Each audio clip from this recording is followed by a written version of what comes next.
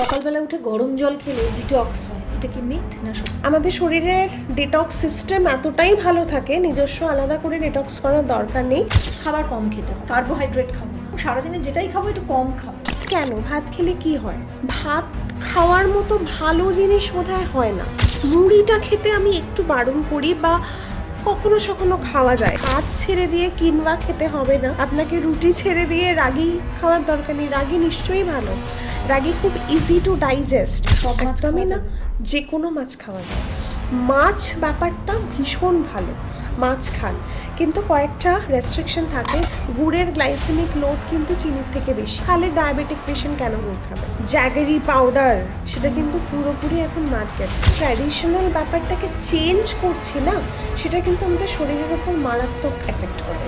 মাছে ভীষণ ভালো প্রোটিন থাকে, মাছের ফ্যাট খুব ভালো। মানে এদিকে আমরা তৈলাক্ত মাছ খেতে বারণ করছি, এদিকে আমরা ওমেগা-3 ক্যাপসুল কিনে খাচ্ছি।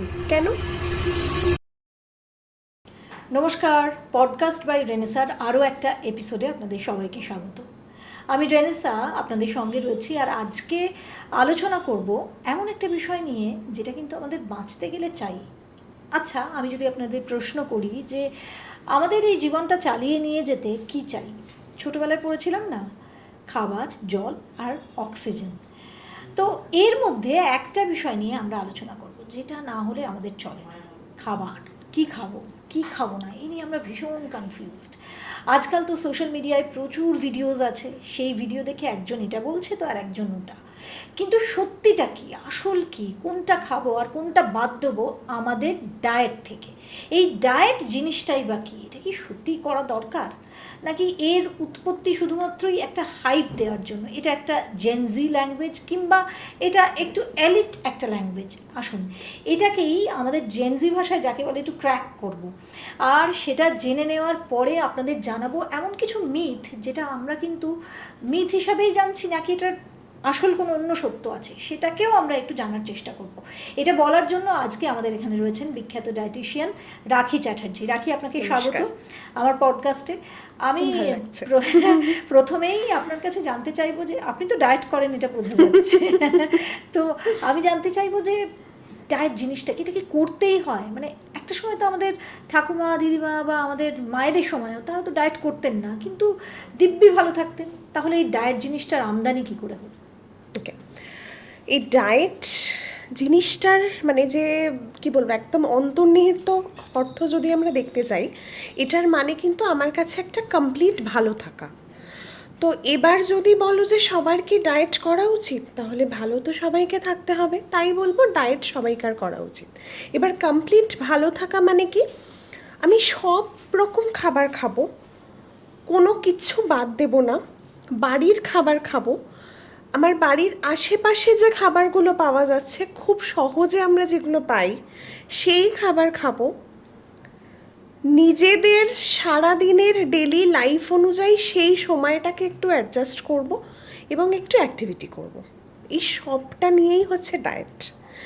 এবার বলবে যে আগেকার দিনে মায়েদের সেটা লাগতো না, তার কারণ আগেকার দিনে তারা যতটা ফিজিক্যালি অ্যাক্টিভ থাকতেন আমরা তার মানে অর্ধেকও থাকি না। আমরা যদি এখন আমাদেরকে বলা হয় যে একদম সেই হাঁটু মুড়ে বসে ঘর মুছতে, আমরা কিন্তু সেটা পারবো না। বা শিলনোড়ায় বাটতে আমরা কিন্তু সেটা পারবো না, বা মাটিতে বসে বহু ঘন্টা রান্না করতে আমরা সেটা পারবো না, বা কুটনো করতে পারবো না। এটাই কারণ তাদের অ্যাক্টিভিটি লেভেলটা এত বেশি ছিল। এবং যদি খাওয়ার দিক থেকে বলো, তারা কিন্তু ভালো খাবার খেতেন, আমাদের মতো এই সারাক্ষণ কেমিক্যালযুক্ত খাবার তারা খেতেন না, তারা ভালো খাবার খেতেন। তাই তাদের এত কিছু মেনটেন করতে লাগতো না, বা তাদের এত অসুস্থ তারা হতেন না যেটা আমরা আজকে হচ্ছি। তাই আমাদের ডায়েট দরকার, ডায়েট করতেই হবে ছেলে মেয়ে নির্বিশেষে। বাচ্চাদেরও ডায়েট হয়, বাচ্চা, বয়স্ক, প্রত্যেকের জন্য আলাদা আলাদা ডায়েট হয়। প্রত্যেকের ডায়েট কি মানে সবার জন্য একরকমই হয়, নাকি এটা আলাদা? একদম না, প্রত্যেক মানুষের মানে ধরো সেম জায়গাতে আছে একটা বাড়ির 5 জন মেম্বার, তাদের 5 জনের শরীরে পুষ্টির চাহিদা কিন্তু 5 রকম। এবং আমাদের ওই 5 জনের জন্য আলাদা আলাদাভাবে জিনিসটা করতে হয়। এবার অনেক মায়েরা এসে আমাদেরকে বলেন যে আমার বাচ্চার জন্য একরকম, আমার জন্য একরকম, আমার হাজব্যান্ডের ডায়াবেটিস আছে তার জন্য একরকম, এত রকম আমরা করতে পারবো না।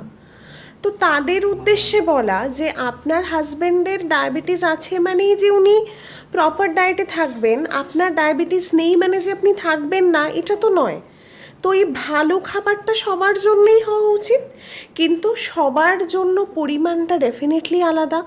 বা কোনো ক্ষেত্রে যদি কারোর স্পেসিফিক কিছু ডিজিজ থাকে তার ক্ষেত্রে কিছু জিনিস আমরা বাদ দিই, বা কারোর যদি কোনো পুষ্টি উপাদানের এক্সট্রা রিকোয়ারমেন্ট থাকে তার ক্ষেত্রে আমরা সেটা অ্যাড করি। সেটা কিন্তু ব্যক্তি বিশেষে প্রত্যেকটা ব্যক্তির জন্য আলাদা আলাদা।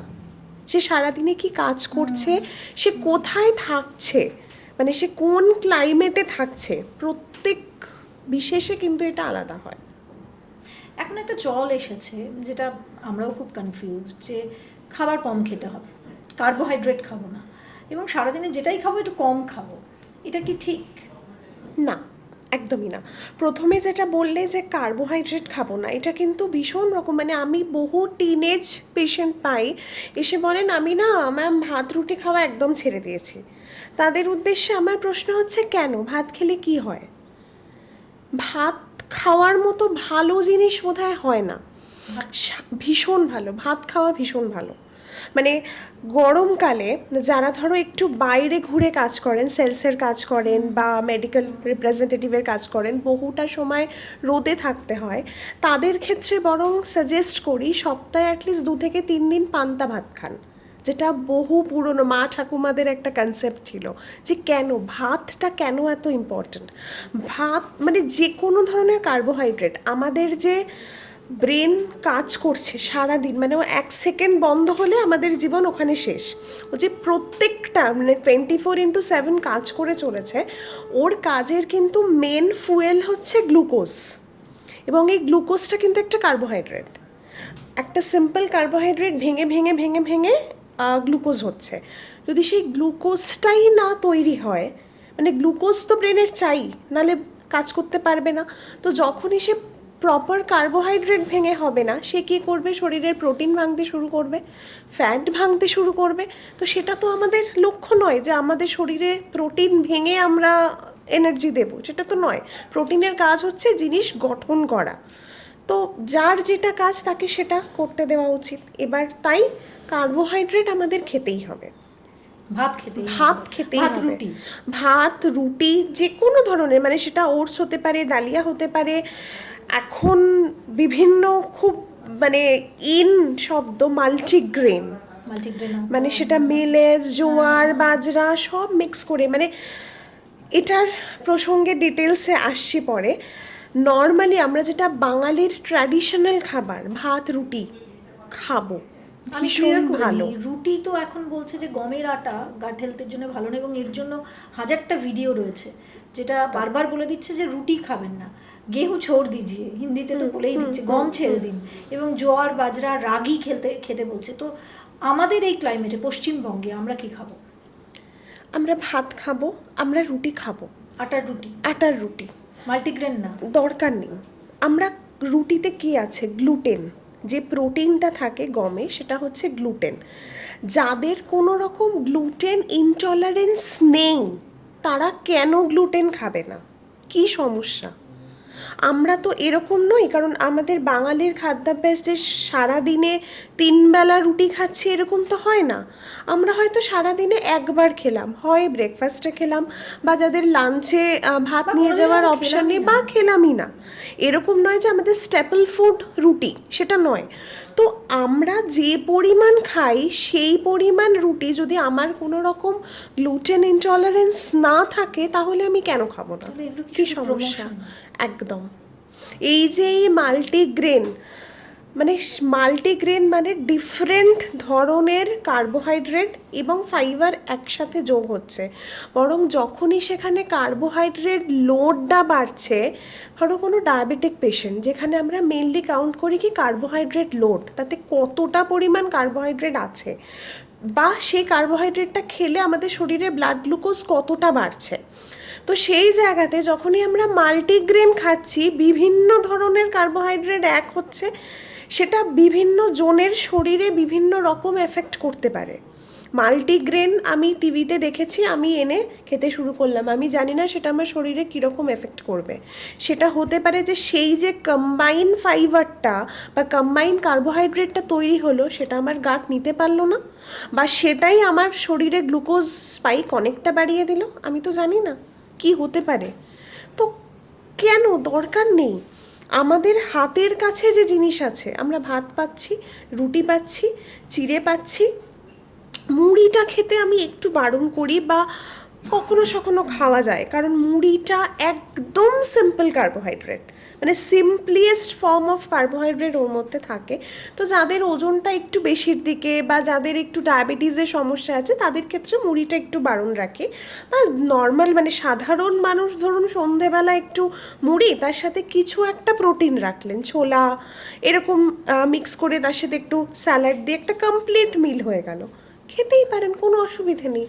আপনাকে ভাত ছেড়ে দিয়ে কিনওয়া খেতে হবে না, আপনাকে রুটি ছেড়ে দিয়ে রাগি খাওয়ার দরকার নেই। রাগি নিশ্চয়ই ভালো, রাগি খুব ইজি টু ডাইজেস্ট। বাচ্চাদেরকে অনেক সময় এখন রাগি পেস্ট করে, একদম ডাস্ট করে পেস্ট করে রাগি খাওয়াতে বলা হয়। এর মধ্যে প্রচুর ভাইটামিনস অ্যান্ড মিনারেলস রয়েছে, কিন্তু তার মানে এই নয় যে আমরা শুধু রাগিই খাবো। আমি অনেক সময় কেক বানানোর সময় বাচ্চাকে রাগি দিয়ে কেক বানিয়ে দেন, বাচ্চাদের জন্য খুব ভালো বলা হয় যে একদম হুইটটাকে অ্যাভয়েড করে রাগি, দরকার নেই, বরং আমরা একটু মিক্স করে নিই।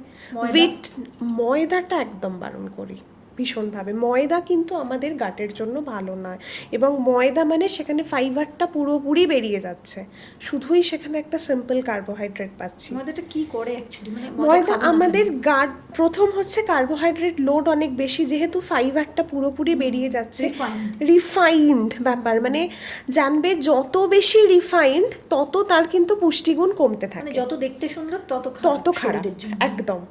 তো সেই জায়গাতে ময়দা যেহেতু একদম রিফাইন্ড, সেই হিসেবে আমাদের গাট হেলথের জন্য একদম ভালো নয়।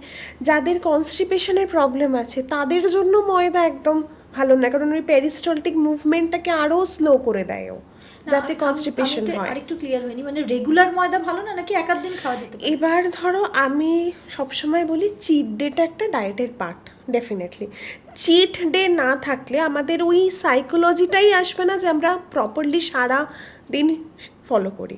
এবার একদিন আমি খেলাম, তাতে কোনো অসুবিধে নেই, একদিন পরিমিত পরিমাণে খেলাম, তাতে কোনো অসুবিধে নেই। কিন্তু এই একদিনটা কার জন্য সেটা 10 দিনে একদিন হবে বা কার জন্য সেটা মাসে একদিন হবে, সেটা কিন্তু ব্যক্তিবিশেষে আলাদা। সেটা কিন্তু একজন ডায়েটিশিয়ানই সাজেস্ট করতে পারে কি আপনি 10 দিনে একদিন খেতে পারেন বা আপনি 1 মাসে একদিন খেতে পারেন, সেটা কিন্তু পুরোপুরি আলাদা হবে, কিন্তু খেতে পারে একদিন, অসুবিধে নেই। অনেকের মধ্যে এটা থাকে যে রোগা মানেই সুস্থ, এটা কি মিথ? মিথ। রোগা মানে সুস্থ না, হেলদি মানে সেটা, হ্যাঁ আমরা বলি যে আপনার যে আইডিয়াল বডি ওয়েট সেটাকে চেষ্টা করুন একটু মেনটেন করতে যতটা সম্ভব। এবার কারোর ধরুন 40 ওভার হয়ে গেছে একজন, তার একদম আইডিয়াল বডি ওয়েট 50, কিন্তু সে যদি ওই 50 কেজিতে থাকতে চায় তাহলে তার সেটা ফিজিওলজিতে সাপোর্ট করবে না। তার মানে হয় না যে থিওরিটি আর প্র্যাকটিক্যাল পুরোপুরি আলাদা। তাকে আমরা বলি আপনার 50 আইডিয়াল হওয়া উচিত, খাতায় কলমে আপনার 50 ওয়েট টার্গেট দরকার নেই, আপনি 55-56 রাখুন, আপনার জন্য এনাফ। বয়স বাড়ার সঙ্গে একদম, মানে সেটা হচ্ছে তার পুরো ফিজিওলজিক্যাল সিস্টেমের ওপর ডিপেন্ড করে। এখন প্রচুর টিনেজারদের পিসিওডি সমস্যা, সেই ক্ষেত্রে একটা টেন্ডেন্সি থাকে ওয়েট বাড়ার। যাদের থাইরয়েডের সমস্যা আছে তাদের একটু টেন্ডেন্সি থাকে ওয়েট বাড়ার, তো তাদের ক্ষেত্রে আমরা কি বলি যে ওয়েটটা একটু কমের দিকেই থাক, তাহলে কি, কারণ তাদের তো টেন্ডেন্সি আছে বাড়বো, তো তাদেরকে যদি আমরা কমের দিকে মেনটেন করে রাখতে পারি তাহলে কি হয়, তাদের ওই আইডিয়াল ব্যাপারটা বজায় থাকে। তো যে রোগা মানেই সে সুস্থ এরকমটা একদমই নয়, কারণ মানে সুস্থটাকে আমরা দুটো ভাগে বলি, ওভারওয়েট আন্ডারওয়েট। আন্ডারওয়েট নয়, ওভারওয়েট নয়, আপনি ভালো থাকুন, হেলদি থাকুন। হ্যাপি থাকাটা কি ডায়েটের একটা পার্ট? ভীষণ। এবং আজকের দিনে দাঁড়িয়ে মানে এরকম মানুষ আমরা হয়তো হাতে গুনে পাই যে স্ট্রেস নেই, মেন্টাল হেলথ রিলেটেড কোনো সমস্যা নেই, এবং রাতে ঘুম ওটাই বলছি যে ঘুম একদম সাউন্ড স্লিপ হয়, এরকম মানুষ আমরা একটু কমই পাই। তো সেই জায়গায় যে গুড ফুড গুড মুড, এটা কিন্তু ভীষণভাবে রিলেটেড। তো মুড ভালো রাখতে, যে আমাদের খুশি থাকতে, যে এটা তো পুরোপুরি একটা হরমোনের কাজ, হ্যাপি হরমোন শরীরে সিক্রেট করতে হবে। এবং এই হ্যাপি হরমোনও আবার দুরকম হয়। একটা হ্যাপি হরমোন ডোপামিন, যে কিনা ইনস্ট্যান্ট খুশি দেয়, ভীষণ এনার্জি দেয়। তো সেই হরমোনটা আমরা কখন সিক্রেট করার চেষ্টা করি না, যখন আমরা একটু এক্সারসাইজ করব, আমাদের একটু বেশ পজিটিভ এনার্জি দরকার, সেটা একদম র্যাপিডলি সিক্রেট হয়ে যায় শরীরে, মানে জাস্ট হয়ে গেল, সেটা একটা হলো। এবং যখন ঘুমোতে যাব তখনও কিন্তু আমাদের হ্যাপি হরমোন দরকার। তখন কোন হ্যাপি হরমোন দরকার? যেটা খুব স্লোলি আস্তে আস্তে সিক্রেট হবে, একটা সুদিং এফেক্ট দেবে শরীরকে। সেটা কি? সেটা হচ্ছে সেরোটোনিন। সেটাও কিন্তু একটা হ্যাপি হরমোন। তো এই কোন খাবার খেলে ডোপামিন সিক্রেট হবে, কোন খাবার খেলে সেরোটোনিন সিক্রেট হবে, সেটাও বলে দেওয়া কিন্তু আমাদের কাজ। যে হ্যাঁ, মানে সেরোটোনিনের ক্ষেত্রে আমরা যেটা বলি যে ভালো ঘুম হওয়ার জন্য ডার্ক চকলেট খুব ভালো কাজ করে, কারণ এতে প্রচুর ম্যাগনেশিয়াম আছে। ম্যাগনেশিয়াম এই সেরোটোনিন সিক্রিশনে খুব হেল্প করে। লিউকওয়ার্ম মিল্ক, একটু উষ্ণ গরম দুধ, এটাও কিন্তু সেরোটোনিন সিক্রেট করতে খুব হেল্প করে। অনেকের তো আবার যাদের মানে আমাদের কাছে অনেকগুলো অপশন থাকলো, যে যেটা পাবে। ওয়ালনাটের মধ্যে প্রচুর এরকম ম্যাগনেশিয়াম এগুলো থাকে, যেগুলো এই সেরোটোনিন সিক্রিশনে, গুড ফ্যাট, এটা হেল্প করে।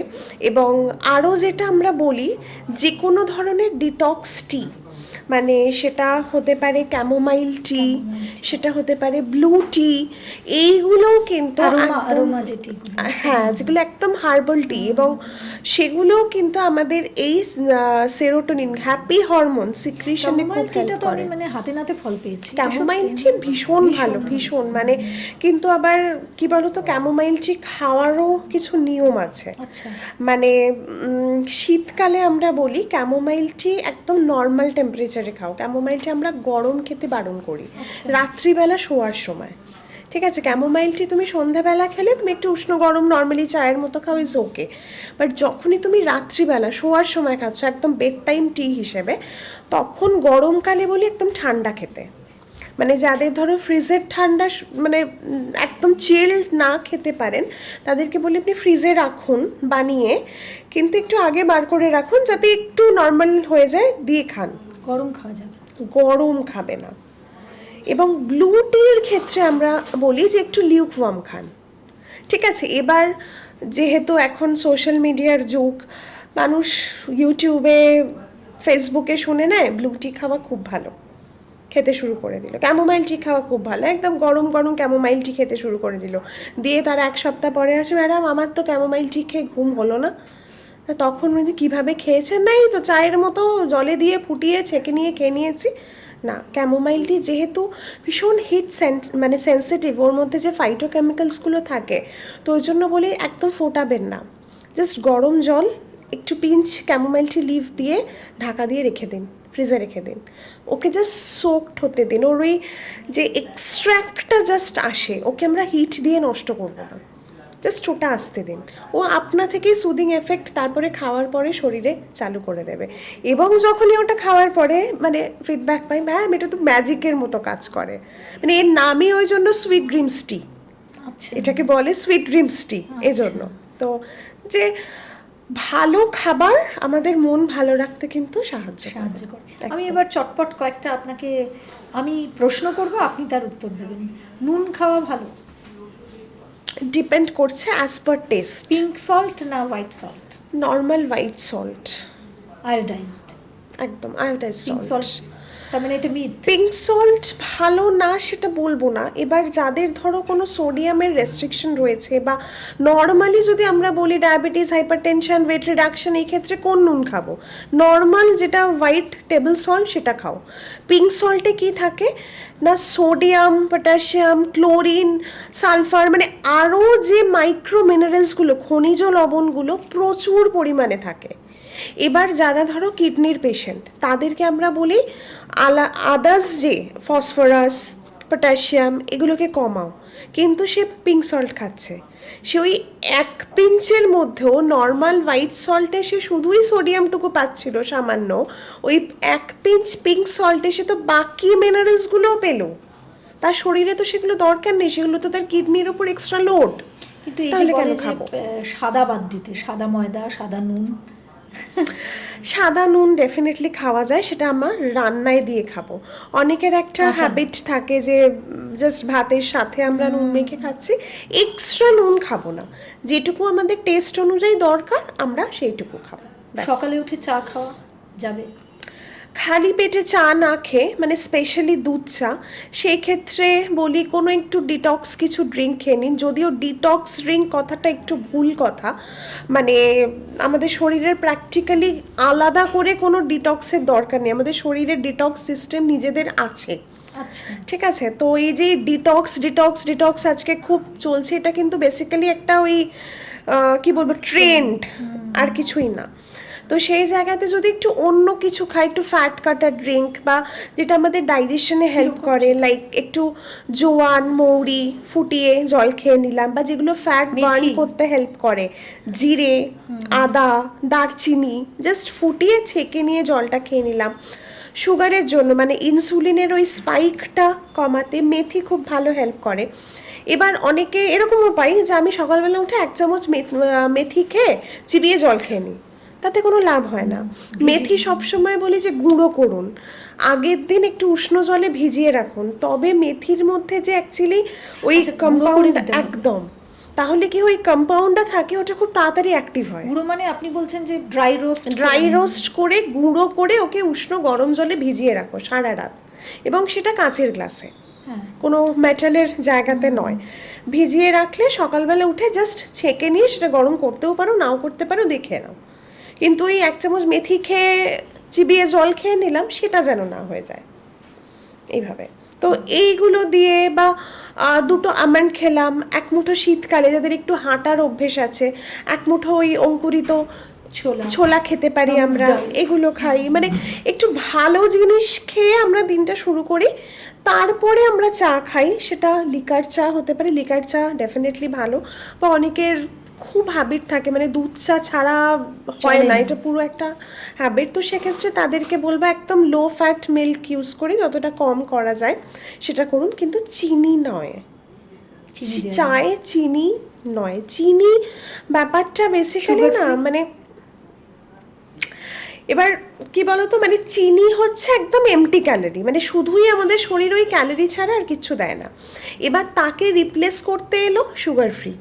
সুগার ফ্রির কী খাচ্ছি সেটা কিন্তু ইম্পর্ট্যান্ট, কারণ সুগার ফ্রি এর প্রচুর কম্পোজিশন হয়। এবার আগেকার দিনে দেখবে স্যাকারিন খেত, যার একটা মারাত্মক একটা সাইড এফেক্ট আছে, হার্টের জন্য ভালো না, কার্সিনোজেনিক এফেক্ট থাকে, নার্ভের জন্য ভালো না। তারপরে সে জায়গাটাকে নিল অ্যাসপারটেম, সেটাও কিন্তু স্যাকারিনের থেকে কম ক্ষতি করে শরীরে, কিন্তু এই এফেক্টগুলো কিন্তু থাকে। তারপরে এলো কি সুক্রালোজ, যে জায়গাগুলো, মানে sugar free Natura, sugar free gold হচ্ছে অ্যাসপারটেম, দেন সুগার ফ্রি ন্যাচুরা হচ্ছে সুক্রালোজ।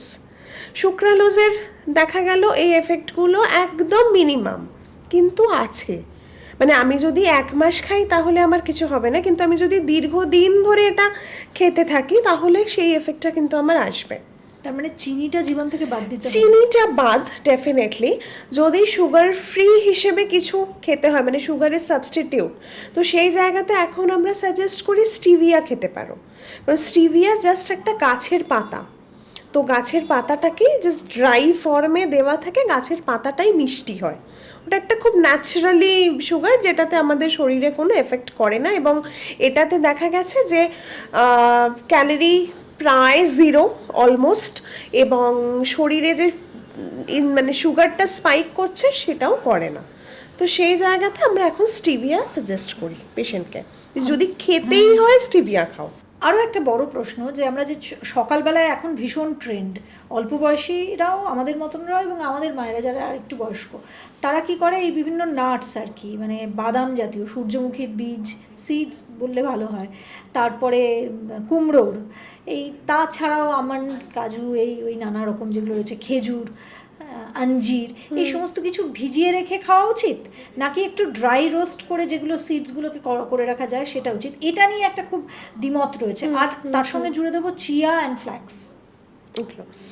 সব সময় যেটা করা উচিত, আগের দিন রাত্রিবেলা সোক করে, তাহলে কি হয়, কোনগুলো, কোন যে কোনো মানে যে কোনো ড্রাই ফ্রুটস, যে কোনো সিডস যদি আমরা ওভারনাইট সোকড করে খাই, তাহলে কি হয়, ওর মধ্যে যে অ্যান্টি নিউট্রিশনাল কিছু ফ্যাক্টর থাকে যেগুলো আমাদের শরীরে অ্যাবজর্পশনে বাধা দেয়, সেগুলো বেরিয়ে যায় জলের সাথে। এবং ভালো যে কাজটা হয়, তার মধ্যে যে প্রোটিন, ফ্যাট, যে এনজাইমগুলো থাকে, সেগুলোই সারা রাত সোক থাকার ফলে সেগুলো অ্যাক্টিভেট হয়। দুটো জিনিস। এবার অনেক ক্ষেত্রে যেটা আমরা পাই, যে স্পেশালি কিছু সিডসগুলো অনেকের এরকম বলেন যে ওই আগের দিন রাত্রিবেলা অতক্ষণ ভিজিয়ে রেখে খাওয়ার সময় হয় না, এই বা চিয়া সিড স্পেশালি ওই ভিজিয়ে রাখার ফলে ওর যে টেক্সচারটা হয়ে যায় সেটা অনেকের পছন্দ হয় না। তো সেই জায়গা থেকে আমরা বলি যে আপনি একটা কাজ করবেন, একদম ড্রাই রোস্ট করে, মানে এটা কিন্তু সেকেন্ড অপশন।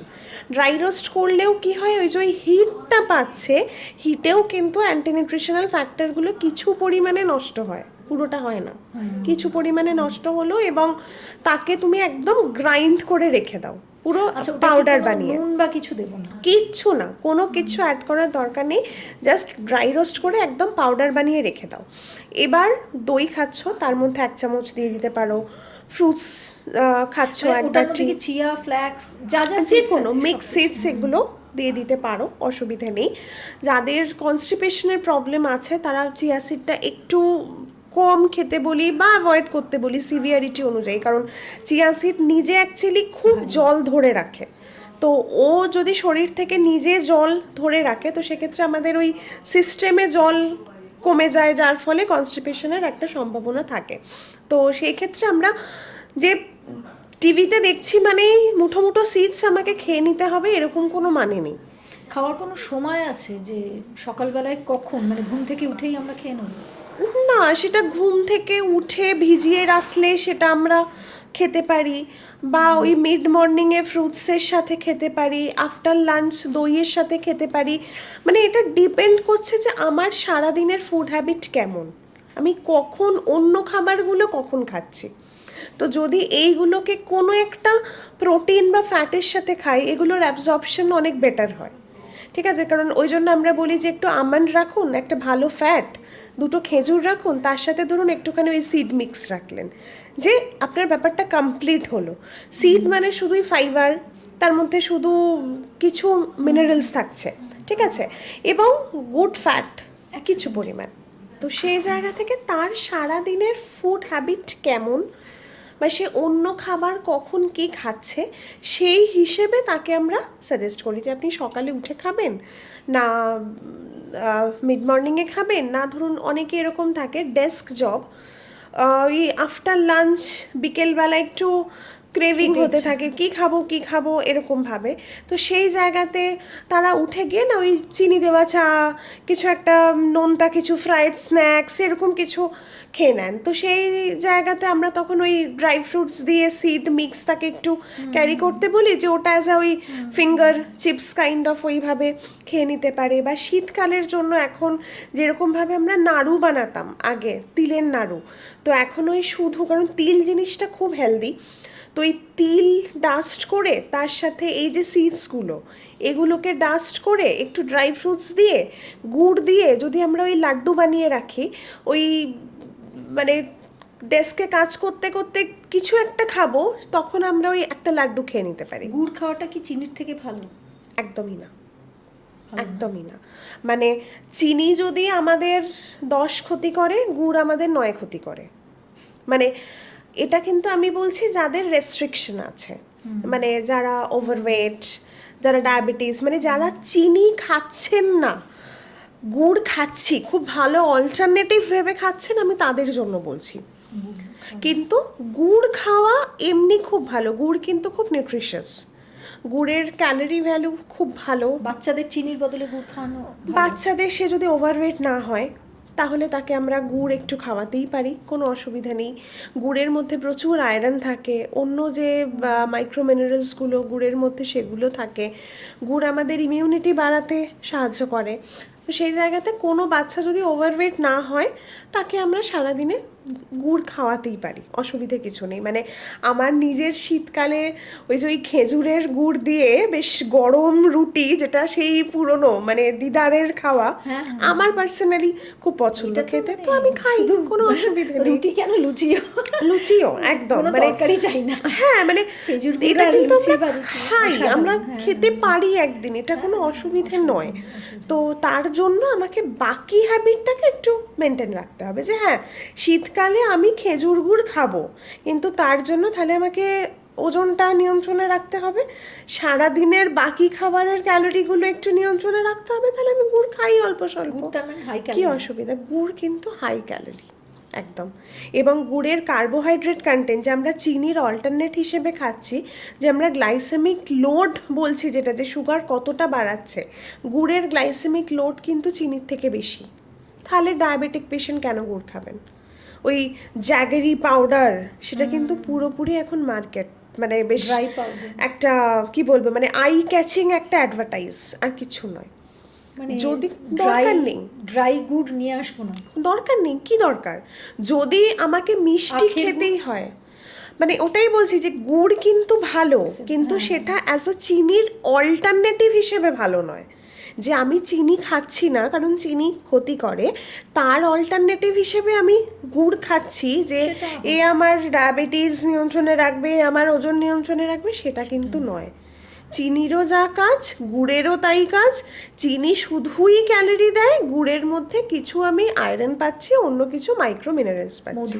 ডিফারেন্স এটাই, সেম, মধু খাওয়া যাবে না? একই একই, মানে চিনি গুড় মধু যদি আমি রাখি, মানে দেখা যাবে যে একটা স্ট্রেট লাইন হয়তো এরকম কাঁপতে কাঁপতে যাচ্ছে, এরকম হচ্ছে না যে একটা খুব ভালো একটা খুব খারাপ, না। কিন্তু জীবন থেকে চিনি মানে মিষ্টি, আমি চিনি বলবো না, জীবন থেকে মিষ্টি ছেড়ে দেওয়াটা মানে না, উচিত না, মিষ্টি উচিত তো না, ছাড়তে কারণ হবে না, মিষ্টি যার কেন কোনো রোগ ছাড়বেন? নেই আর কি, তাদের হ্যাঁ, বলছি। মানে কেন মিষ্টি ছাড়বেন? খাবো। কোনো অসুবিধা নেই। আপনি বিয়ে বাড়িতে গিয়ে সামনে দেখছেন একটা গোলাপজামের বোল রাখা, আপনি সেখান থেকে একটা নিয়ে খাবেন না? এটা তো আপনার সাইকোলজিক্যালি আপনাকে ডিপ্রেসড করে দেবে, কেন খাবেন না?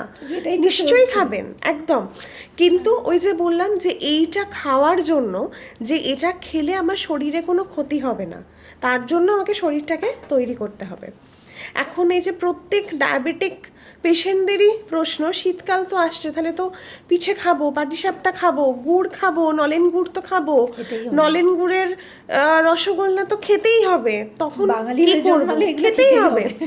এবং তাদেরকে সেটা অ্যালাও করি যে হ্যাঁ আচ্ছা। খান, আপনি নলেন গুড়ের রসগোল্লা খান, রসগোল্লা মানে কি, ছানা, যে হ্যাঁ গুড়টা খান, একটু রসটাকে বাদ দিয়ে দিন, দিয়ে খান, কিন্তু সেটা কখন খাবেন? একদম রাত্রিবেলা খাবেন না। যে রাত্রিবেলা খাওয়ার পরে আমি বেশ দুটো মিষ্টি খেয়ে শুলাম, সেটা করবেন না, শেষ পাতে অনেকে মিষ্টি খেয়ে শুয়ে সেটা করবেন না। মানে সেটা কেন না, কারণ ওই যত রাত্রি হতে থাকে আমাদের শরীরে মেটাবলিজম কমতে থাকে, কারণ আমাদের কাজ কমতে থাকে, তো সেটা কিন্তু পুরোপুরি জমা হচ্ছে। তো যদি মিষ্টি খেতে হয় বিকেলবেলা খেয়ে নিন, বেলার দিকে, মানে ধরুন 10:30 11টা, আজকে আমি মিষ্টি খাবো, খেয়ে নিলাম একটা, তাতে কোনো অসুবিধা নেই, কারণ সারাদিনের অ্যাক্টিভিটি লেভেলটা তো আমার ঠিক আছে, তাতে কোনো অসুবিধে নেই।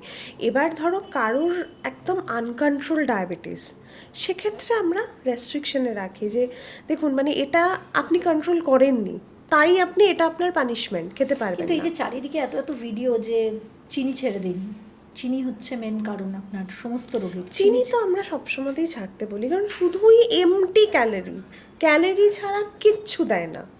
আমি নিজেও এটা দেখেছি যে চিনি 1 মাস যদি খাওয়া যায় তাহলে ওজনের একটা তফাৎ ওজন হয়। একদম, ওজন বাড়বে, একদম কিন্তু চিনি বাড়বে, ছেড়ে দিলে সেটা হয় না। একদম সেটা হবে, কারণ ও তো শুধুই আমাকে ক্যালোরি দিচ্ছে, আর কিছু দিচ্ছে না। এখন সবাই মালাইকা অরোরার মতন ফিগার চাইছে, এবং সেটার জন্য ইউটিউবে বা আমাদের বিভিন্ন মাধ্যমে প্রচুর ভিডিওসও আছে। আর এই ফিগারটা পেতে গেলে সকালবেলায় দেখা যাচ্ছে যে বিটের রস, তারপর চাল কুমড়োর রস, এবং আরও বিভিন্ন যেগুলো নিম পাতার রস, হলুদের রস, তারপর আমলা, যেটাকে আমরা কি যেন বলি, আমলকি, হ্যাঁ, গুজবেরি। তো এই সমস্ত রস একসঙ্গে করে তারপর খাওয়া হচ্ছে। এটা কিন্তু কতটা ভালো এটারও একটা প্রশ্ন থাকছে, এবং সবার জন্য এটা স্যুট করবে কি, আমি এটা ঠিক ক্লিয়ার হতে। হ্যাঁ, যাদের এই ভেজিটেবলসগুলো প্রত্যেকটাই কিন্তু একদম অ্যান্টিঅক্সিডেন্টে ভরা, এবং তাই জন্য এটা কিন্তু আমাদের শরীরে মেটাবলিজম বাড়ায়, খুব ভালো। বিটের রস ভীষণ ভালো, আমলকি তো ভীষণ ভালো, কাঁচা বিট একদম খুবই ভালো। এবার এই ক্ষেত্রে ব্যাপার হচ্ছে দুটো জিনিস, আমরা যে বিটটা পাচ্ছি সেটা কি একদম আমরা ফ্রেশ পাচ্ছি বা অর্গানিক পাচ্ছি? মালাইকারোরা কিন্তু অর্গানিক বিট খায়। আমরা যে বিট খাচ্ছি সেটার মধ্যে কিন্তু ভরে ভরে কেমিক্যাল অ্যাড করা আছে। তো সেটাকে যখনই আমি ওই রান্না না করে খাচ্ছি, তার সেই কেমিক্যালগুলো ইনট্যাক্ট থাকছে। তো সেটা কিন্তু দেখে নিতে হবে যে আমি কি খাচ্ছি, আমি হেলদি খাচ্ছি তো, সেটা একটা। এবং জুস খেতে আমরা বলি যে হ্যাঁ, ভেজিটেবল জুস 1 গ্লাস খাও সারাদিনে, ভীষণ ভালো। কিন্তু জুস করতে গেলে কি হয়, তার ফাইবার পোর্শনটা পুরোপুরি বাদ চলে যাচ্ছে, কারণ আমরা তো পুরো যে পাল্পটা সেটাকেই তো ফেলে দিচ্ছি, সেটা শুদ্ধ তো খাচ্ছি না। তো যদি আমরা নর্মালি স্যালাড হিসেবে বিট খাই, সেটাও কিন্তু বিটের জুসের থেকে বেশি উপকার করবে। বা অনেক সময় আমি যেটা করি যে বিটটা যেহেতু বলে যে কাঁচা খেলে অনেক রকম সমস্যা, আমাদের বিট গাজর সেদ্ধ বা এমনি ভেজে নিয়ে হালকা তেল দিয়ে কালো জিরে দিয়ে করা যেতে পারে, একদম ঘষে নিয়ে একদম। হ্যাঁ, মানে সন্ধ্যের টিফিন কি করব এটা নিয়ে তো খুব চিন্তা। তো এই শীতকালে বেশ বিট গাজর কড়াইশুঁটিকে বয়েল করে চাট মশলা, বিট নুন, একটু লেবুর রস, পেঁয়াজ, শসা দিয়ে খেতেই পারি আমি এক বাটি, ভীষণ ভালো খেতে লাগবে, প্লাস নিউট্রিশাস। আচ্ছা, তো বাজারে যে কর্নগুলো পাওয়া যায়, এগুলো কি খাওয়া উচিত? খুব ভালো, বেবি কর্ন বা সুইট কর্নকে বয়েল করে নিলাম, কতদিনের আমরা সেটা তো বুঝতে পারি। হ্যাঁ, এবার সেটা যে মানে যতটা আমরা ফ্রেশ আনতে পারবো ততটাই ভালো। মানে সেই জন্যই আমরা বলি যে আপনারা নর্মালি যে লোকাল মার্কেটে জিনিসটা পাওয়া যায়, যেটা ফ্রোজেন না, যে ওই শপিং মলে গিয়ে ফ্রোজেন কর্ন মানে কিনে আনলাম, সেই কর্ন দরকার নেই। যেটা দেখবেন একদম নর্মাল সবজিওয়ালার কাছে ফ্রেশ কর্ন পাওয়া যাচ্ছে, আপনি ওইটা খান।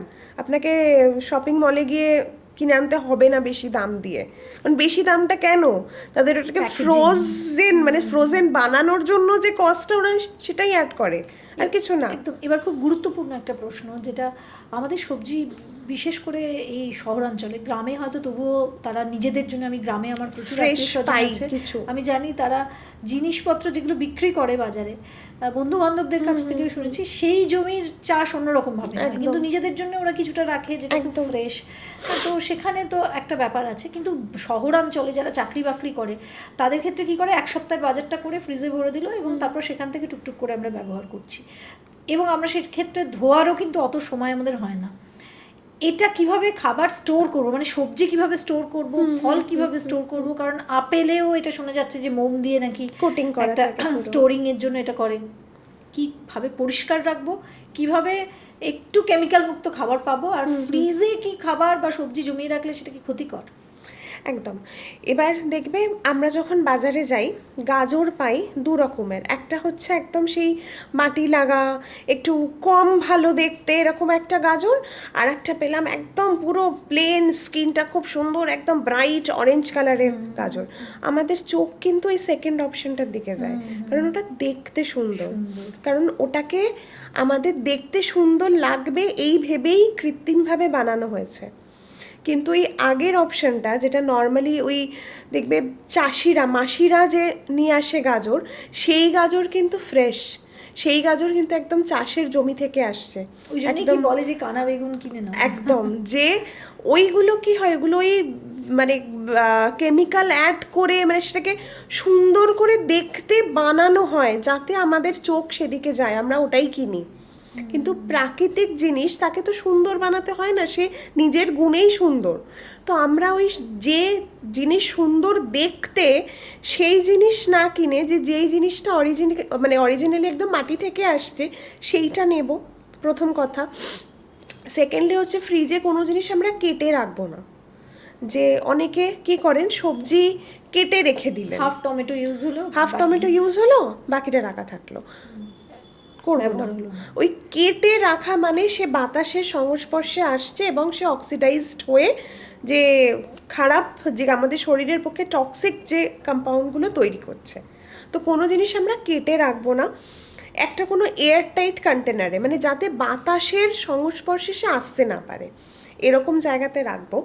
এবং এরপর হচ্ছে যে সবজি ধোয়ার প্রসঙ্গ একটা, এই ধোয়ার ব্যাপারটা দেখবে কোভিডের সময় খুব চালু হয়েছিল, যে বাজার থেকে নিয়ে এসে কিভাবে আমরা সবজি ধোবো। সেই ক্ষেত্রে বলি যে মোটামুটি 1 লিটার জলে 1 table spoon Apple cider vinegar দিয়ে রাখো, ঠিক আছে? এবার ওই জলটাতে, মানে তুমি নর্মাল জলে ধুয়ে ওই জলটায় সবজিটা ধুয়ে নাও।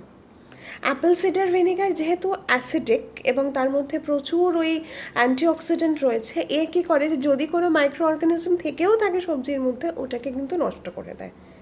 তো এই 1 লিটার জল রেখে সমস্ত সবজিগুলো নর্মাল জলে ধুয়ে ওই জলটাতে একবার ধুয়ে নাও। কোভিডের সময়ও পেশেন্টদেরকে এটা বলতাম যে বাজার থেকে নিয়ে এসে এই জলে সবজিগুলো ধুয়ে নাও, ভালো থাকবে। এখন এই ফুলকপি বাঁধাকপির সময়টা একদম বা একটু যদি উষ্ণ গরম জলে, একটু উষ্ণ মানে গরম না, জাস্ট লিউকওয়ার্ম আমরা যেটাকে বলি, ওই জলেও যদি ধুয়ে নেওয়া যায়, অনেক মাইক্রোঅর্গানিজম কিন্তু মরে যায়। হ্যাঁ একদম, সেইটা খুব দরকার একদম। কিন্তু সেই সবজিগুলো একটু বড় টুকরো করে কাটবো, ছোট টুকরো করে কাটবো না। যাতে ছোট টুকরো করে গরম জলে কাটলে দেখবে তার অর্ধেক ভিটামিনস বেরিয়েই গেল, সেখানে কি আর থাকলো। জাস্ট গরম জলে রেখে একটু জাস্ট ব্লাঞ্চ করে নিয়ে হালকা করে ভালো করে রাব করে ধুয়ে নাও, নিয়ে ওটা দিয়ে আমরা রান্না করতে পারি, তাতে পুরো সেফ। তাতে আমরা সেফ খেতে লেবু পারবো। ফ্রিজে রাখা ভালো, মানে পাতি লেবু বা কাগজি লেবু? দরকার নেই, লেবু তো এমনি স্টোর করতে পারি, কিন্তু এই লেবু কেটে রাখবো না। একদম গোটা লেবু আমরা বাইরে রাখি না, অসুবিধা হয় না তো। যে হ্যাঁ আমি যদি এখন 1 সপ্তাহ রেখে দিই নিয়ে এসে একটা লেবু, সেটা তো 1 সপ্তাহ পরে সেটা ড্রাই হয়েই যাবে এমনি, সেটা নয়। কিন্তু নর্মালি আমরা লেবু বাইরে রাখতে পারি, কিন্তু কেটে রাখবো না, গোটা রাখবো। ফল খাওয়ার সঠিক সময় কোনটা? ফল খাওয়ার সঠিক সময় একদম মিড মর্নিং, মানে যেটাকে ধরুন 11টা থেকে 12টা, বিফোর লাঞ্চ। তখন ফল খেলে কেন ভালো না, ফলের গুণের যে শোষণ, শরীরে অ্যাবজর্পশনটা তখন হাইয়েস্ট থাকে। অনেকেরই এরকম একটা হ্যাবিট থাকে খাওয়ার পরে ফল খাবো, লাঞ্চ করার পরে ফল খাবো। তাদেরকে ওই জন্য বলি যে যত এই দিনটা বাড়তে থাকে ওই অ্যাবজর্পশন রেট কিন্তু কমতে থাকে। এই ফল যখনই খাবো একদম ব্রেকফাস্ট অ্যান্ড লাঞ্চের মাঝের কোনো একটা সময় ফল খাবো, সেটা শরীরের জন্য বেস্ট। বাঙালির মাছ ছাড়া চলে না, কিন্তু বাইরে আমি শুনেছি অনেকেই বলে যে মাছ মাংস ছেড়ে দিন, ভেজিটেরিয়ান হয়ে যেতে বলে, এবং আমরা হয়েও যাই। তো এটা কতটা ঠিক? দরকার নেই, মাছ ভীষণ ভালো। মানে দেখুন একটা কথাই আছে, মাছে ভাতে বাঙালি। তো আমি যখনই আমার ওই ট্র্যাডিশনাল ব্যাপারটাকে চেঞ্জ করছি না, সেটা কিন্তু আমাদের শরীরের ওপর মারাত্মক এফেক্ট করে। মাছে ভীষণ ভালো প্রোটিন থাকে, মাছের ফ্যাট খুব ভালো। মানে এদিকে আমরা তৈলাক্ত মাছ খেতে বারণ করছি, এদিকে আমরা ওমেগা 3 ক্যাপসুল কিনে খাচ্ছি। কেন? মাছের তেলেই তো ওমেগা 3 ফ্যাটি অ্যাসিড আছে, তাহলে আমরা ওটা খাচ্ছি না ফ্যাটের ভয়, এদিকে আমরা ক্যাপসুল নিয়ে খাচ্ছি। সব মাছ একদমই না, যে কোনো মাছ খাওয়া যায়। মাছ ব্যাপারটা ভীষণ ভালো, মাছ খান, কিন্তু কয়েকটা রেস্ট্রিকশন থাকে। যাদের কিডনির সমস্যা আছে বা যাদের হার্টের সমস্যা আছে, তাদেরকে আমরা একটু সামুদ্রিক মাছটা খেতে বারণ করি, কারণ তাতে যেহেতু নুনের মাত্রাটা বেশি থাকে। বা যাদের কিডনির সমস্যা আছে তাদেরকে আমরা বলি যে মাছের কাঁটা খাবেন না, মানে ছোটো মাছ খাবেন না, কারণ তাদের ফসফরাসেরও কিন্তু মারাত্মক একটা রেস্ট্রিকশন থাকে। এবং তারা যখন ওই বনি ফিশ ব্যাপারটা, মাছের কাঁটা চিবিয়ে খাচ্ছেন, তখন কিন্তু এক্সট্রা ফসফরাস তার শরীরে যাচ্ছে। তো সেটা খাবেন না, আপনি নর্মাল যেটা কাটাপোনা মাছ হয়, নর্মাল মাছ খান, নদীর মাছ খান, কোনো অসুবিধা নেই। কিন্তু এই দুটো ক্ষেত্রে আমরা একটু রেস্ট্রিক্ট করি, বাকি মাছ ভীষণ ভালো। মাংস, চিকেন, বিশেষ করে মাটন? চিকেনও খুবই ভালো, চিকেনে প্রচুর ফাইবার থাকে, মানে যারা ওয়েট লস করতে চায় তাদের জন্য চিকেন আইডিয়াল। কিন্তু আমি ব্যক্তিগতভাবে এটা বলতে পারি যে এখনকার যে চিকেনগুলো যেভাবে তৈরি হচ্ছে, মানে তৈরি হচ্ছে বলবো, একদম এটা খেতে আমার নিজের খুব ভয় লাগে। একদম, মানে যত দিন যাচ্ছে আমরা একটা একটা এরকম ঘটনা পাচ্ছি যে এমন কিছু কেমিক্যাল অ্যাড করা হচ্ছে জাস্ট প্রোডাকশন বাড়ানোর জন্য, যে আমি সামান্য খরচ করে প্রোডাকশন ডাবল করে দেব। এবার সেই জায়গাতে সবটাই তো সেম, ডিম কম অ্যাডাল্টারেশন হচ্ছে ডিমে, তো তাহলে তো ডিম খাওয়াও আমাদের ছেড়ে সেই দিতে দিক থেকে হয়। তো তাহলে ভেজিটেরিয়ান হয়ে যাওয়াই ভালো। ভেজিটেরিয়ানের ক্ষেত্রেও প্রবলেম, দুধেও তো প্রচুর জিনিস, আমরা তাহলে vegan হতে হবে। খাবো কি, তাহলে আমরা খাবো কি, এটাই। তো সেই জায়গাতে যে যতটা সম্ভব একটু দেখে নিয়ে, বা এরকম কোনো আমরা একটা দোকান থেকে চিকেন কিনছি বা ফ্রেশ চিকেন, দেশি মুরগি, দেশি মুরগি খুব ভালো খাওয়া, বা এরকম অনেক হয় না যে চিকেন কেটে রাখা আছে, আমি গেলে ওটাই আমাকে দিয়ে দিল, সেটা নেব না, ফ্রেশ নেব যতটা সম্ভব।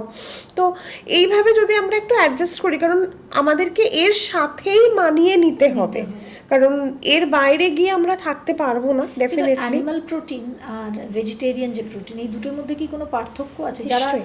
চিকেন খায় না, আমি নিজেই খাই না, তাহলে এটা কি সাপ্লিমেন্ট হতে পারে?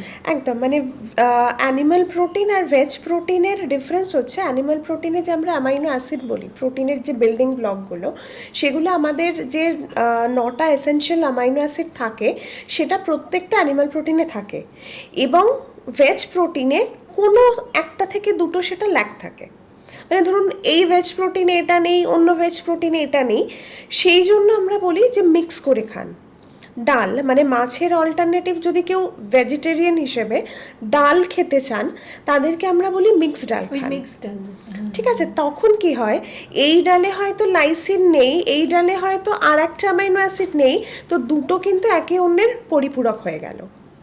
এইভাবে তো যদি আমরা মিক্স করে নিই জিনিসটা, তাহলে অ্যামাইনো অ্যাসিড এই ব্যাপারটা হয়ে যাচ্ছে।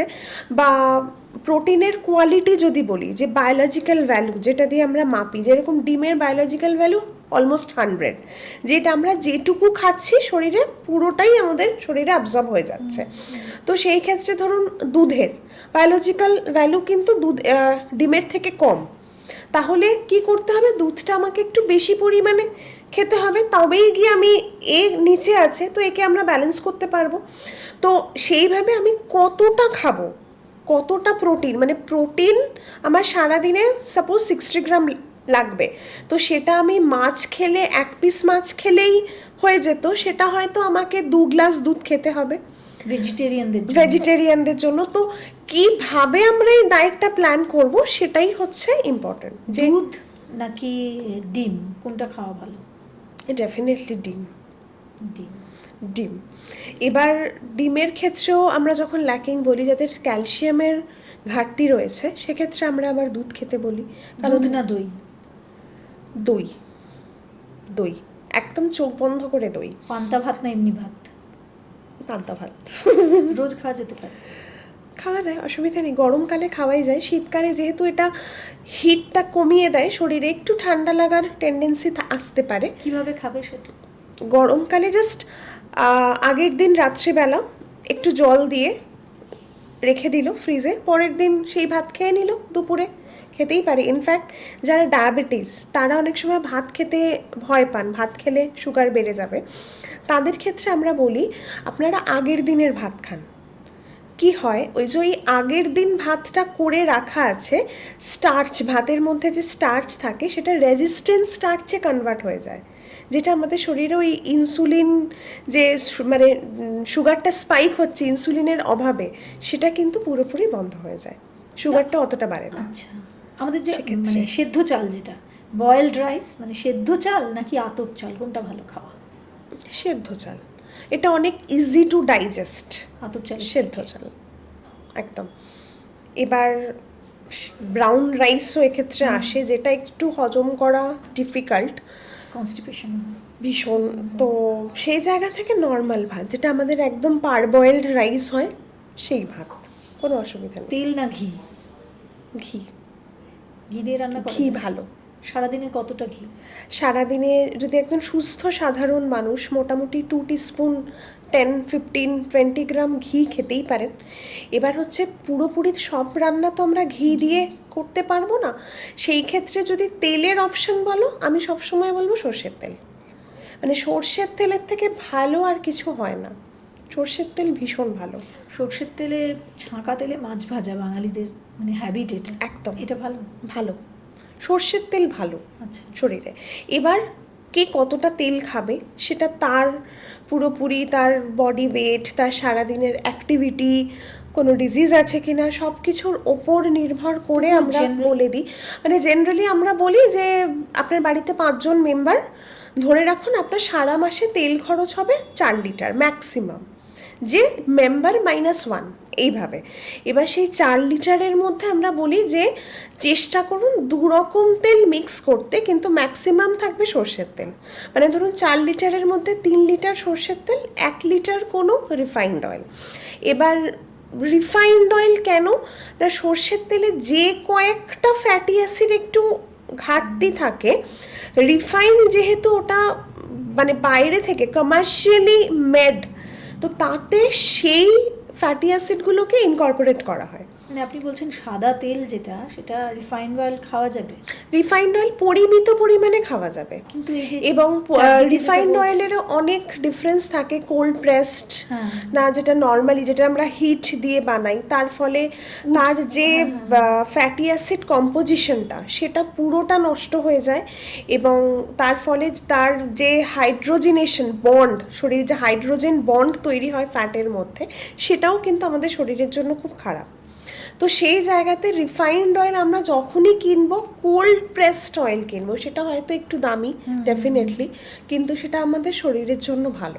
এটা বোধহয় আমাদের সেই ছোটবেলায় আমি দেখেছি জাঁতায় ঘানির তেল, তাতে ঘানির কিন্তু তেল কোনো বা- হিট ব্যবহার করা হতো না, সেই জন্যই সেটা এত ব্যবহার ছিল। বাড়িতেও করতো, মানে এরকম একদম, মানে অনেক যে বাড়িতে দেখেছি। প্রসেসে আপনি দেখবেন হিট ব্যবহার করা হচ্ছে, তার কোয়ালিটি কিন্তু নষ্ট হতে থাকবে। নষ্ট হচ্ছে। একদম।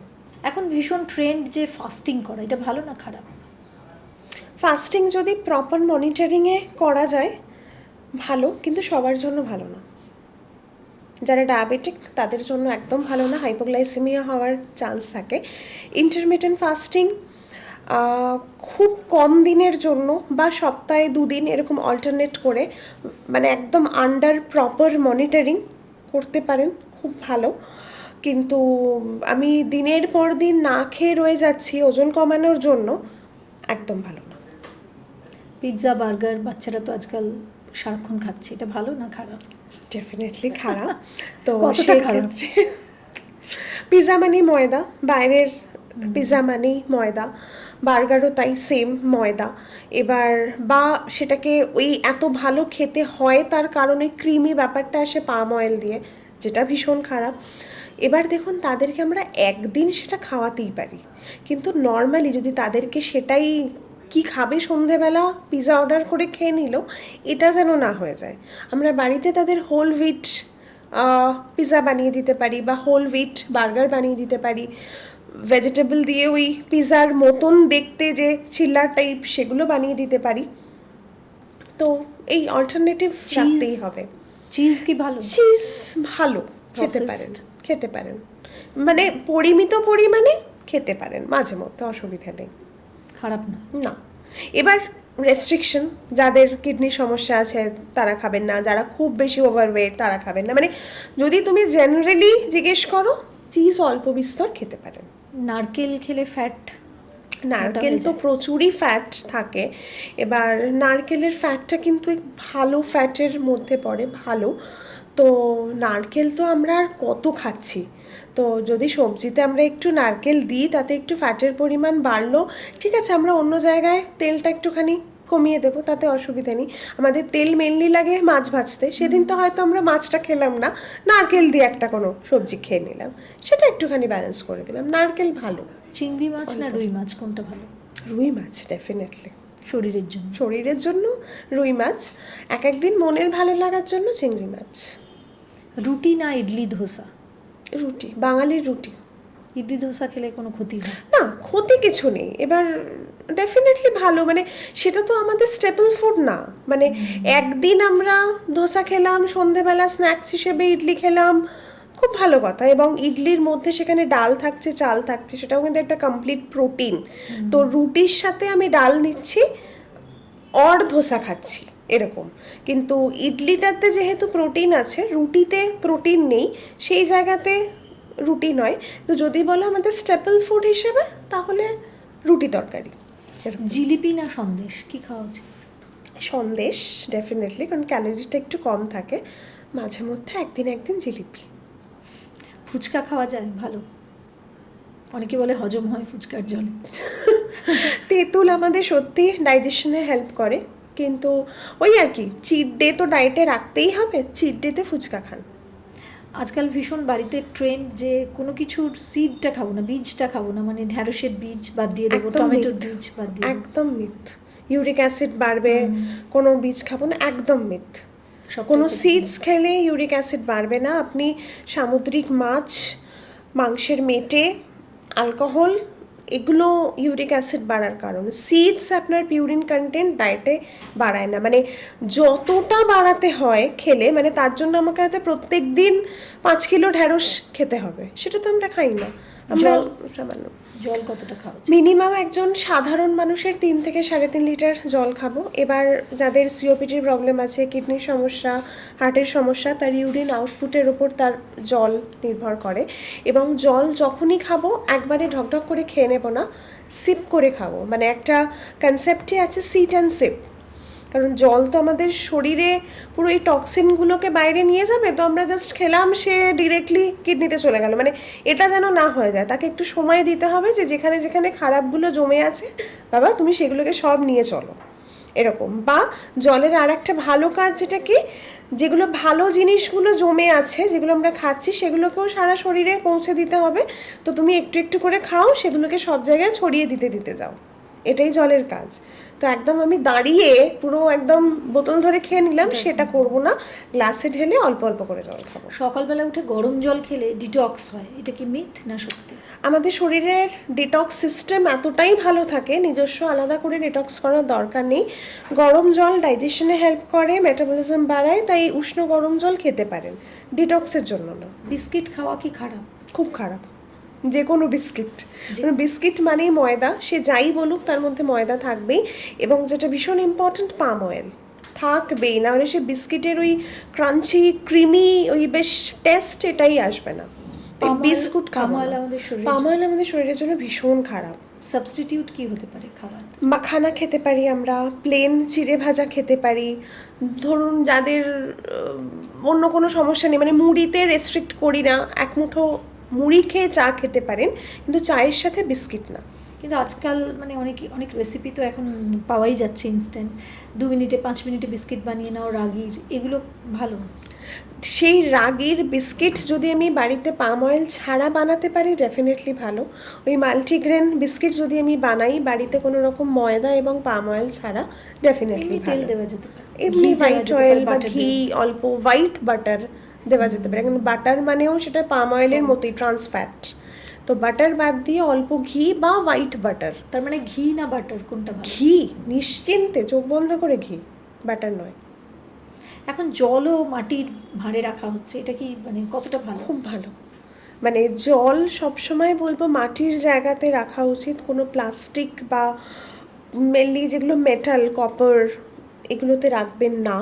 নর্মালি মাটির জায়গায় রাখুন, বা স্টিলের জায়গায় রাখুন, বা কাঁচের জায়গায় রাখুন, অন্য কোনো জায়গায় না। আমাদের একটা মানে এটা মিথও হতে পারে, আমি জানি না, আপনি ক্লিয়ার করে দেবেন। জল খাওয়ার সময় আমরা ওই কপার বটল যেটা, বা খাবার খাওয়ার সময় পেতলের থালা না কাঁসার থালায় আমরা খাই, এটা ভালো নাকি স্টিলের থালা বা কাঁচের থালায় খাওয়া? স্টিলের থালা, কাঁসার, মানে কাঁচের থালা ডেফিনেটলি ভালো। কাঁসার থালায় আগে একটা খাওয়ার ট্রেন্ড ছিল, ইটস ওকে, কাঁসার থালাতেও অসুবিধে নেই, কিন্তু এমন কিছু খাবার খাবো না যেটার সাথে রিয়াকশন হয়, মানে যে কোনো সাইট্রাস জাতীয় খাবার, যেটা আমরা সেই আগেকার বলা হতো না যে চাটনি এই বাটিতে দেওয়া যাবে না, এই জন্যে কোনো সাইট্রাস জাতীয় খাবার আমরা ওই মেটালের জায়গাতে খাবো না। বাকি স্টিল রিয়্যাক্ট করে না, কাঁচ রিয়্যাক্ট করে না, মাটি রিয়্যাক্ট করে না, খেতে পারি, অসুবিধে নেই, কিন্তু কপারের বটল না। কারণ আগেকার দিনে যে আমরা তামার জায়গাতে খেতাম, যে কপার, সেটা লিচড আউট হতো, মানে ওই জল যে রাখা থাকতো সেটার মধ্যে কিন্তু কপার আসতো, এবং সেই কপার আমাদের শরীরে বেশি হলেও যে আমরা ভিটামিনের অভাবজনিত রোগ বলি, কিন্তু হাইপার ভিটামিনোসিস মানে যেটা ভিটামিনের আধিক্যজনিত রোগ, সেটা কিন্তু মারাত্মক ক্ষতিকর। সেটা খুব সহজে হয় না, কিন্তু যখন হয় সেটা মারাত্মক হয়। তো দরকার নেই, আমরা নর্মালি স্টিলের জায়গায় খাবো, মাটির জায়গায় খাবো, কাঁচের জায়গায় খাবো। কপার খাবো না, কপারের জায়গাতে জল রাখার দরকার নেই। কিন্তু এটা একটা ট্রেন্ড, এখন একটা ট্রেন্ড, কপারের বটল বেশ সুন্দর দেখতে, ওটা নিয়ে ওটার মধ্যে জল নিয়ে খাচ্ছি। ট্রেন্ড বেশি দিন থাকে না, বা সব ট্রেন্ডও যে আমাদের শরীরের জন্য উপকারী সেটাও কিন্তু নয়। খই না মুড়ি? খই, একদম। রাতে ডিনারের সময় খই খাওয়া ভালো? খই খাওয়া ভালো। যাদের কনস্টিপেশনের সমস্যা আছে, খই দুধ খেলে, বা যাদের দুধ সহ্য হয় না, একদম নরম মানে গরম জলে জাস্ট এক মুঠো নরম খই দিয়ে একটুখানি 1 কাপ জলে সেটা খেয়ে নিলেও কিন্তু, যেহেতু পুরোপুরি ফাইবার, সলিউবল ফাইবার থাকে খইয়ের মধ্যে, কনস্টিপেশনের জন্য ভীষণ ভালো কাজ করে। এটা মুড়ি নয়, খই চিড়ে। চিড়ে সকালবেলা, রাতেও খাওয়া যেতে পারে। রাতে চিড়ে দই মানে অনেক সময়তেই আমরা খাই গরমকালের ক্ষেত্রে। বাড়ির পাতা দই না কেনা দই? ডেফিনেটলি ঘরে পাতা দই, কারণ কেনা দই বলতে অনেক ক্ষেত্রে মিষ্টির দোকানের দই আসে, আর একটা প্যাকেটের দই আসে। প্যাকেটের দইতে ব্যাপারটা অনেক ক্ষেত্রেই সেফ থাকে, খেতে পারি, কিন্তু মিষ্টির দোকানের দইটা না। কারণ মিষ্টির দোকানের দইয়ের বেশ ওপরে দেখবে একটা মোটা লেয়ার থাকে, বেশ সুন্দর খেতে হয়, কারণ ডালডা ওর মধ্যে অ্যাডেড থাকছে। ডালটা কিন্তু একটা হাইড্রোজেনেটেড ফ্যাট, যেটা আমাদের শরীরের জন্য খুব খারাপ, এবং এক্সট্রা ফ্যাটও সেখানে অ্যাড হচ্ছে। তো দই খেতে হলে বাড়িতে পাতা দই, বা যেগুলো প্যাকেটের লো ফ্যাট কার্ড, সেটাই খাবো। ফ্রুট জুস খাওয়া ভালো না খারাপ? ফ্রুটস খাওয়া ভালো, গোটা ফল। গোটা ফল খাবো, ফাইবারটাও খাবো। ফাইবারটাই বা ফেলবো কেন, ওটা যখন এত উপকারী। দুপুরের খাওয়ার টাইম আর রাতের ডিনার টাইম, এটা কিন্তু ব্যক্তি বিশেষে আলাদা। এবার ধরো কাউকে আমি বললাম যে রাত 8টার মধ্যে ডিনার করে নাও, সে অফিস থেকে ফেরেই হয়তো 9:30 10টা, সে কীভাবে খাবে? তো প্রত্যেকের বায়োলজিক্যাল ক্লক আলাদা, তার শরীরের ওই বায়োলজিক্যাল ক্লক অনুযায়ী আমার তার ফুড হ্যাবিট সেট করতে হবে। মানে 8টা মানে যে তোমাকে 8টাতেই খেতে হবে, করতে পারবো না।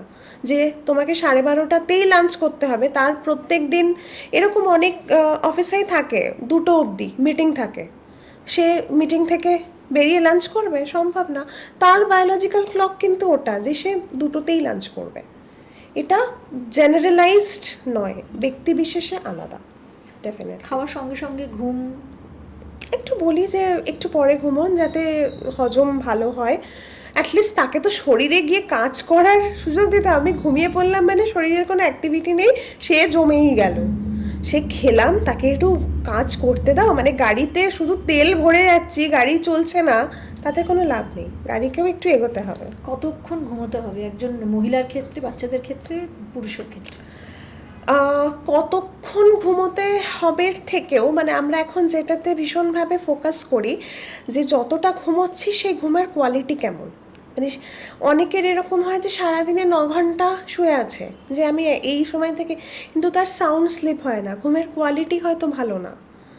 আবার অনেকের আছে সারাদিনে 5 ঘন্টা ঘুমায়, কিন্তু যতক্ষণ ঘুমায় সাউন্ড স্লিপ।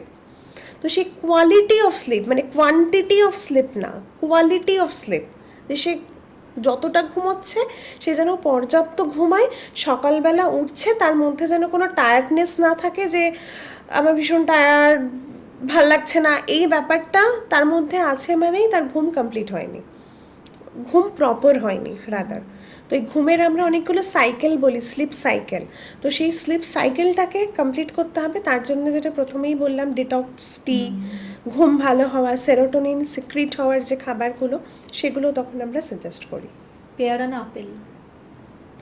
দুটোই ভালো, খুবই ভালো। পেয়ারা না ব্লুবেরি?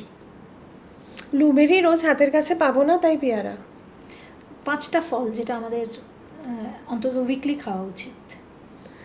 যে কোনো সিজনাল ফ্রুটস, মানে সেটা শীতকালে লেবু খাবো, শীতকালে আমরা একদম ফ্রেশ শাঁকালু পাই, পানি ফল পাই,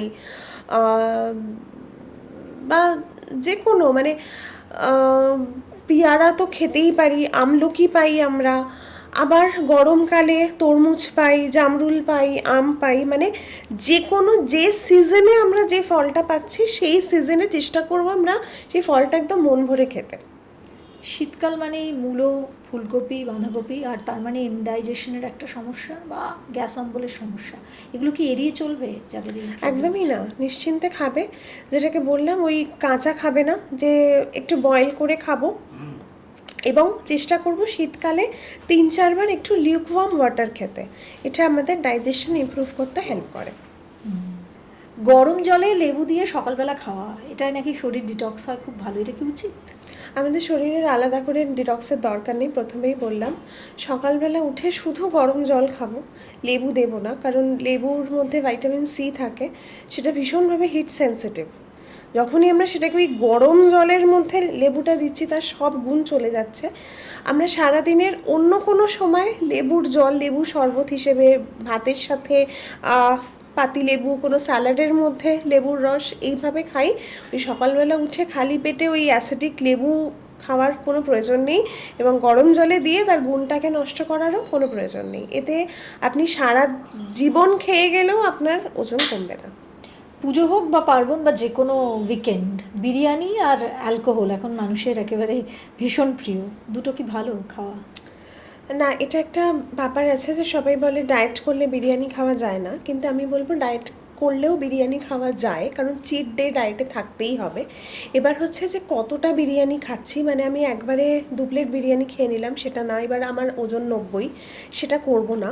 আমি যেদিন বিরিয়ানি খাবো, যা আমি জানি আজকে রাতে আমি বিরিয়ানি খাবো, দুপুরের মানে যে লাঞ্চটা আমরা করছি সেটাকে একদম আমি লো ক্যালোরি করে দিলাম, চিকেন স্টু খেয়ে নিলাম, দই, ফল এরকম খেয়ে নিলাম, যাতে আমার সারাদিনের ক্যালোরিটা ব্যালেন্স হয়ে যায়। এবং বিরিয়ানি খাওয়ার সাথে আমি অবশ্যই স্যালাড রাখবো, রায়তা রাখতে পারি, যে যাতে আমার বিরিয়ানির পরিমাণটা কমে, কিন্তু আমার সাইকোলজিও কাজ করে, আমি তো বিরিয়ানি খেয়েছি।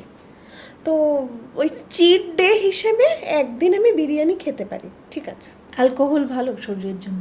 সেটা ডেফিনেটলি নয়, অ্যালকোহল আমরা কখনোই বলতে একটু পারি না পরিমাণ যে ভালো। অ্যালকোহল তো অনেকে বলে ভালো। এবার সেটা কে খাচ্ছেন তার উপরে ডিপেন্ড করছে। যার কোনো মানে ক্রনিক লিভারের সমস্যা আছে তাকে আমরা বলতে পারি না অ্যালকোহল খাবেন। যার ওয়েট 100 কেজি তাকে আমরা বলতে পারি না, কারণ শরীরে ফ্যাট অ্যাকুমুলেট করে অ্যালকোহল। যদি সুস্থ সাধারণ মানুষ ওই খুবই অকেশনালি অ্যালকোহল খান পরিমিত পরিমাণে এবং উইথ প্রপার এক্সারসাইজ, চলতে পারে। Exercise important.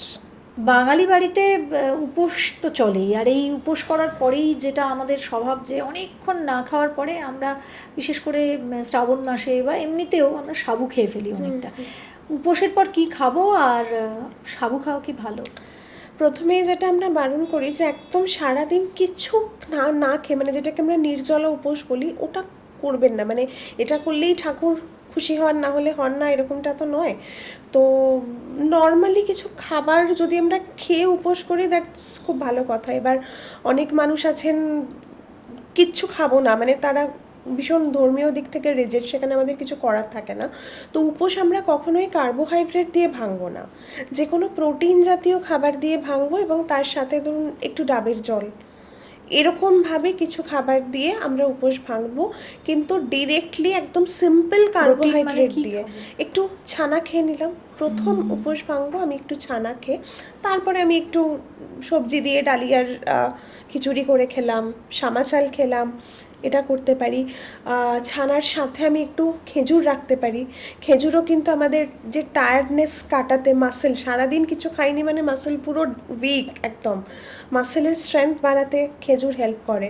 তো একটু ছানা খেলাম, তার সাথে খেজুর খেলাম দুটো, এটা খেয়ে আমি উপোসটা ভাঙি।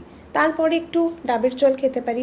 তো এইভাবে দেখবেন ওই মুসলিমদের রোজা সেই জন্য ভাঙা হয় খেজুর খেয়ে, তার সাথে কোনো স্প্রাউটস, ছোলার চাট, এগুলো, কারণ সেগুলো হচ্ছে গুড Protein। Quality protein.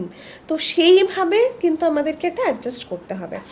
সাবু ভালো, কিন্তু সাবুতে প্রচুর কার্বোহাইড্রেট থাকে, মানে প্রায় 100 গ্রামস সাবুর মধ্যে অ্যারাউন্ড 87 গ্রামস কার্বোহাইড্রেট থাকে। তো যাদের ওই কার্বোহাইড্রেট রেস্ট্রিকশন আছে তারা সাবু খাবো না। কিন্তু ওই উপোসের দিনে যদি আমি একদম অল্প করে সাবু নিই, তার সাথে একটু ফ্রুটস কিছু নিয়ে, একটু দুধ বা দই দিয়ে, সেটা আমরা ওই একদিন খেতে পারি। বাট রেগুলার ডায়েটে আমরা সাবুটা রাখবো না যাদের ক্যালোরি রেস্ট্রিকশন আছে। অনেক ধন্যবাদ আপনাকে, রাখি, আপনি এখানে এলেন এবং আমাদের এত সুন্দরভাবে ডায়েট কী এবং কী কী খাবো না খাবো বুঝিয়ে দিলেন। তবে আমার মনে হয় এই এপিসোডটা আপনাদের অনেককে ইন জেনারেল ওয়েতে অনেকটা হেল্প করবে, কারণ আমার এই প্ল্যাটফর্ম থেকে আপনাদের সাহায্য করাই আমার মূল উদ্দেশ্য। তবে একটা আপনাদের আমি এই বিষয় বলবো যে স্পেসিফিক্যালি, মানে আপনাদের ধরুন বাচ্চাদের, বড়দের, বয়স অনুযায়ী এরকম নানা রকম তো প্রশ্ন থাকে যে আমি কি খাবো, বাচ্চাকে কি খাওয়াবো, আমার বয়স যদি 60 হয় তাহলে কি ধরনের ডায়েট করব। তো এগুলো নিয়েও কিন্তু অনেক প্রশ্ন মানুষের মনে থাকে। সেই প্রশ্নগুলো আপনারা কমেন্ট সেকশনে লিখে দিন। আমি সেই প্রশ্নগুলো অবশ্যই রাখির কাছে পৌঁছে দেবো, এবং রাখিকে আমি আরও একবার রিকোয়েস্ট করব আমার এই প্ল্যাটফর্ম থেকে আরও একদিন আসতে, এবং আমরা সেদিন আপনাদের নির্দিষ্ট প্রশ্নগুলো নিয়ে আলোচনা করব। তো সুতরাং এই ভিডিওটা যত পারেন আপনারা শেয়ার করে দিন, আর লাইক করতে ভুলবেন না, কমেন্টে মতামত এবং প্রশ্নটা জুড়ে দেবেন। আর একটা বিষয় বলবো সবশেষে, যেটা প্রতিদিন বলি, যে চ্যানেলটা সাবস্ক্রাইব করতে ভুলবেন না। লাইক করছেন, ভালো লাগছে, কমেন্ট করছেন, কিন্তু সাবস্ক্রাইব না করে চলে যাচ্ছেন। তাতে দেখুন আমরা যারা কন্টেন্ট ক্রিয়েটাররা ভিডিও বানাচ্ছি তাদের মনে একটু কষ্ট লাগে। তো সবাই ভালো থাকি না, আপনারা প্লিজ একটু সাবস্ক্রাইব করে নিন চ্যানেলটা, আর তার সঙ্গে সঙ্গে ভিডিওটায় মতামত লিখে ফেলুন। আজকের মতো এ পর্যন্তই, এখানেই শেষ করছি। সবাই ভালো থাকবেন, নমস্কার।